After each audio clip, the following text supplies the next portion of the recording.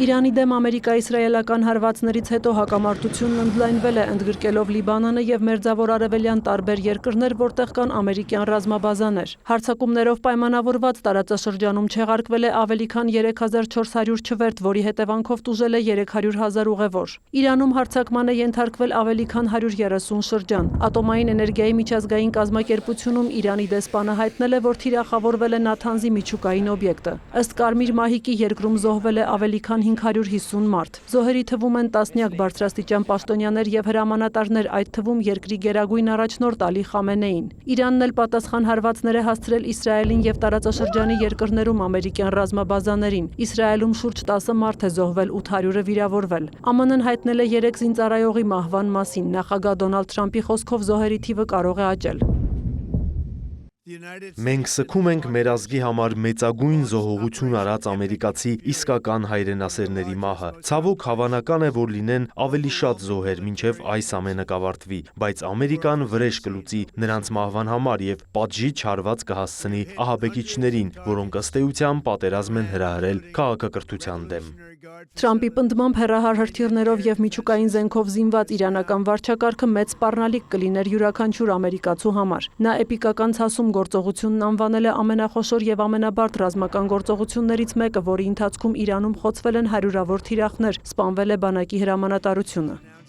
Մարտական գործողությունները շարունակվում են ամբողջական ուժով եւ դրանք կշարունակվեն մինչեւ մենք չհասնենք մեր բոլոր նպատակներին։ Մենք շատ լուրջ նպատակներ ունենք։ Թրամփը չի մանրամասնել, թե կոնկրետ ինչ նպատակներ է հետապնդում Վաշինգտոնը, սակայն Իսլամական հեղափոխության պահապանների կորպուսին, Իրանի զինվորականներին եւ ոստիկանությանը կոչ է արել վայր դնել զենքերը եւ ստանալ անձեռնմխելիություն կամ մահանալ։ Իր հերթին Իրանի արտգործնախարար Աբբաս Արաղչին հայտարարել է, եթե Միացյալ Նահանգների նպատակն Իրանում վարչակարգի փոփոխությունն է, ապա դա անիրագործելի է։ Նա հավելել է, Իրանը միշտ պատրաստ է եղել բանակցությունների։ Արաղչին նաև բացատրել է հարվածները տարածաշրջանի երկրներին շեշտելով, Իրանը միայն արձագանքում է իր դեմ հարվածներին։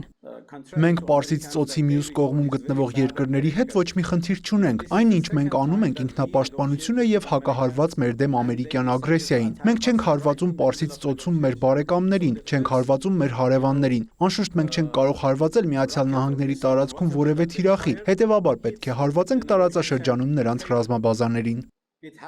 Արաղչին նաև հայտարարել է, որ Իրանի զինվորական ստորաբաժանումները գործում են կենտրոնական կառավարությունից անկախ, ըստ նախապես տրված հրահանգների։ Նրա խոսքով զինված ուժերին խնդրել են զգույշ լինել իրենց թիրախների ընտրության հարցում։ Չնայած Իրանը հայտնել է, որ թիրախավորել է տարածաշրջանում ամերիկյան ռազմակայանները, սակայն հարվածները հասել են նաև ռազմական օբյեկտներից դուրս գտնվող տարածքներին, այդ թվում Արաբական Միացյալ Էմիրություններում, Բահրեյնում, Քուվեյթում, Օմանում։ Սաուդյան Արաբիայի պետական նավթային Արամկո ընկերությունն անօդաչու թռչող սարքի հարվածից հետո փակել է իր նավթավերամշակման գործարաններից մեկը։ Արաբական Միացյալ Էմիրությունները հայտնել է Աբու Դաբիի երկնքում ԱԹՍ-ներ խոցելու մասին։ Քուվեյթի պաշտպանության նախարարությունը հայտնել է ամերիկյան մի քանի ռազմական ինքնաթիռի կործանման մասին։ Անձնակազմի անդամները ողջ են։ Իրանը հաստատել է, որ Քուվեյթում ամերիկյան ռազմական ինքնաթիռ է թիրախավորել։ ԱՄՆ-ն, Բահրեյնը, Հորդանանը, Քուվեյթը, Կատարը, Սաուդյան Արաբիան եւ ԱՄՆ-ն համատեղ հայտարարությամբ դատապարտել են Իրանի հարվածները հարևան երկրներին։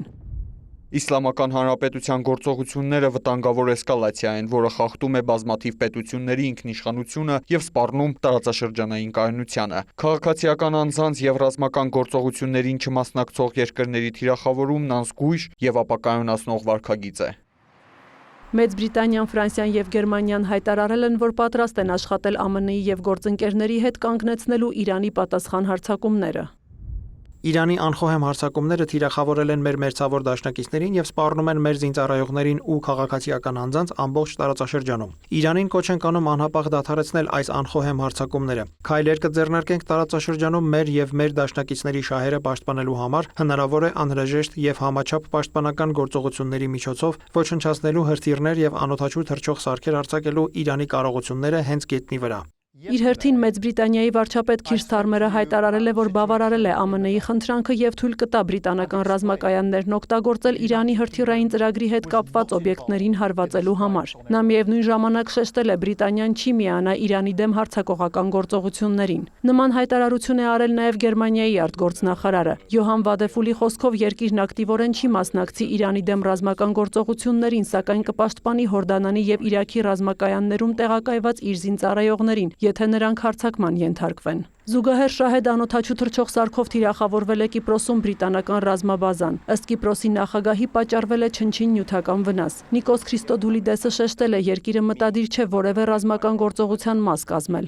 Իրաքի շիա աշխարհազորային խմբավորումներից մեկն էլ հայտարարել է, որ թիրախավորել է Բաղդադի օդանավակայանում տեղակայված ամերիկյան զորքերը ի պատասխան Ալի Խամենեիի սպանության։ Հարվածներ են հասցվել նաև Էրբիլում գտնվող ամերիկյան ավիաբազային։ Ինչ վերաբերում է ԱՄՆ ռազմական գործողություններին, նախագահ Թրամփը Daily Mail-ի հետ զրույցում հնարավոր է համարել, որ դրանք շարունակվեն մոտ 4 շաբաթ։ Ավելի վաղ Թրամփը հայտարարել էր, որ իրանական կողմը ցանկանում է բանակցել իր հետ։ Իրանի ազգային անվտանգության գերագույն խորհրդի քարտուղար Ալի Լարիջանին արձագանքել է այս հայտարարությանը շեշտելով. «Պատերազմը Թեհրանը չի սկսել եւ չի բանակցի ԱՄՆ-ի հետ»։ Իր հերթին Եվրահանձնաժողովի նախագահ Ուրսուլա ֆոն դեր Լայենը հայտարարել է, որ ստեղծված իրավիճակում միակ լուծումը դիվանագիտական է։ Նրա խոսքով հարկավոր է թույլ չտալ, որ հակամարտությունը տարածվի։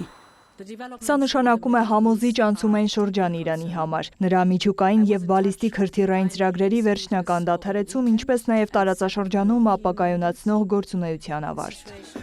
Իրանի դեմ հարվածների ֆոնին աշխարհի տարբեր երկրներում ցույցեր են տեղի ունեցել։ Միացյալ Նահանգներում, Բելգիայում, Մեծ Բրիտանիայում, Ֆրանսիայում, Պորտուգալիայում, Ավստրալիայում ողջունել են Իսրայելի եւ ԱՄՆ-ի գործողությունը, դա համարելով հնարավոր շրջադարձային կետ երկրում քաղաքական փոփոխությունների համար։ Որոշ երկրներում էլ, այդ թվում Հնդկաստանում, Իրաքում, Հունաստանում, Թուրքիայում, Եմենում, Լիբանանում, Հարավային Կորեայում ցուցարարները բողոքի ակցիաներ են անցկացրել ԱՄՆ-ի եւ Իսրայելի դիվանագիտական ներկայացուցչությունների առջեւ։ Պակիստանի տարբեր քաղաքներում ցույցերը վերածվել են ոստիկանության հետ բախումների։ Զոհվել է առնվազն 23 մարդ, տասնյակ մարդիկ վիրավորվել են։ Իրանում ստեղծված իրավիճակի պատճառով Թուրքիան ժամանակավորապես փակել է իր ցամաքային սահմանները կարճատև այցով ժամանող իրանցիների համար։ Ըստ Թուրքիայի առևտրի նախարարության, դա տեղի է ունեցել հանրության մտահոգությունների ֆոնին, որ տարածաշրջանային լարվածությունը կարող է միգրացիոն հոսքեր առաջացնել։ Թուրքիայի քաղաքացիները եւ երրորդ երկրների քաղաքացիները կարող են Իրանից մտնել Թուրքիա։ Առևտրային բեռնափոխադրումները շարունակվում են վերահսկողության ներքո։